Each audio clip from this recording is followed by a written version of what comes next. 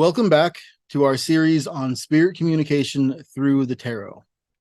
In the previous two lessons, we discussed basic methods for making contact and maintaining contact with the spirit realm through meditation and your tarot cards. We've gone over the basic methods of protection, of fortifying your aura or your toroidal sphere, of setting up consent in terms of who you will be willing to speak to and what entities you're not willing to speak to. In today's lesson, we're going to talk about conjuration of spirits. The difference between conjuration and simply setting a target, as we've discussed in the previous videos, is that not all spirits are always just hanging out in the astral realm waiting to talk to you. Sometimes you have to get their attention. Spirits are a lot like people. So everyone's got that friend who's almost definitely an Aquarius who you have to text 4 times before they'll text you back. Same thing with some spirits. You have to make more effort. So today we'll go over methods of conjuration and how and when to use these. Some spirits, by the way, particularly your recently deceased loved ones, they are often just hanging out near you, ready to talk at any time. But if you're trying to communicate with gods, with powerful entities, or with your distant ancestors, they're probably busy doing other stuff. And that's why we're going to use spirit conjurations. The method that we will be using to conjure spirits is sympathetic resonance. And sympathetic resonance is simply setting up an item that has either strong physical or emotional ties to the spirit with whom you wish to communicate. This could be symbolic or it could be actual. And what I mean by actual is, let's say you wish to speak to the spirit of your deceased great-great-grandmother, and you have a photograph of your great-great-grandmother that's been passed down through the generations. This is an actual connection.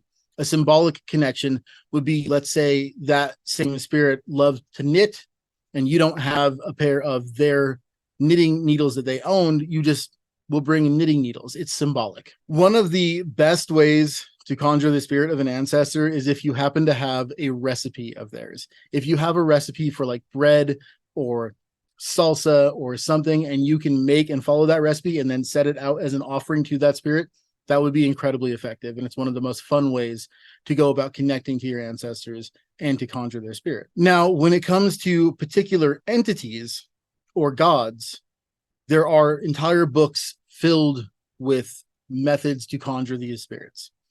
They each have their own preferences, likes, dislikes, sigils, symbols, tons of things you can use to conjure them.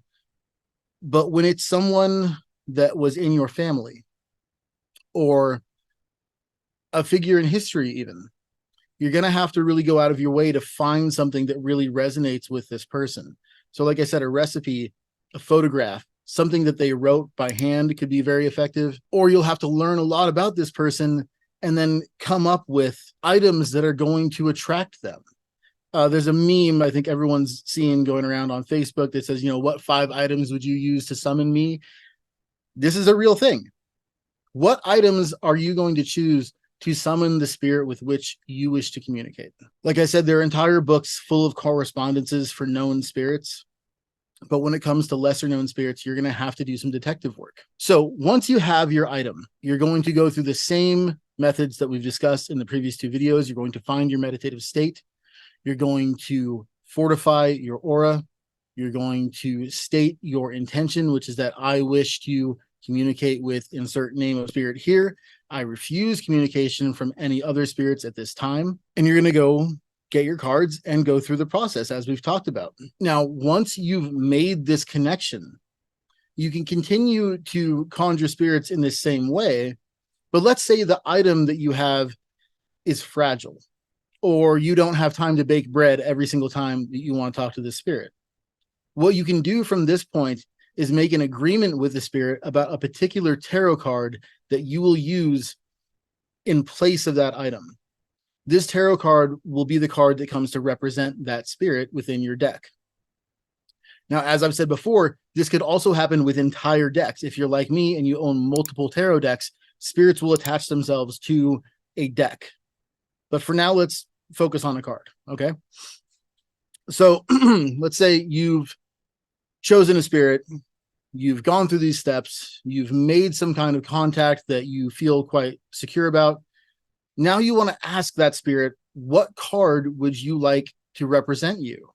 And then you're going to shuffle, you're going to go through the process, and you're going to find that right card. And you'll probably have to draw a few, and you'll feel which one is the right one, and you'll know why. Don't get too all up in your head about this. Now, once you've done that, let's say that the card that the spirit has chosen to represent them is the Hierophant. This is the method that I use for talking to my own spirit guides. Go ahead and shuffle your deck as you normally would. But then rather than facing it face down and cutting the deck, you're going to hold it face up towards you and just go through the deck until you find that card. Once you find the card, you're going to use your instinct, your feeling, to draw as many cards that are right behind the card that represents the spirit as you feel is correct. It could be 1, it could be 10.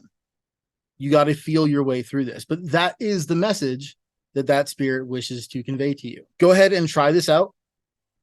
Remember, the steps here are finding your item for sympathetic resonance, conjuring the spirit, making an agreement with the spirit about which card will represent them, and then practicing this throughout your days or weeks. Practice talking to the spirit. Conjuration takes patience. If you're not successful with your sympathetic resonance the first time, keep trying. Try different things. What we're doing here is almost like setting a trap. Okay, we're not trying to trap any spirits, but we are in a way setting bait for them. Maybe they don't like the bait you set up. Try something different. Don't give up. Keep at this. All right, that's it for conjuration. Now, if you're interested in learning more banishment and protection, or just getting deeper into magic, of course, I invite you to join us at the Order of Chaos Mystery School, where we cover all these topics and much, much more in much greater depth. Until then, see you next time.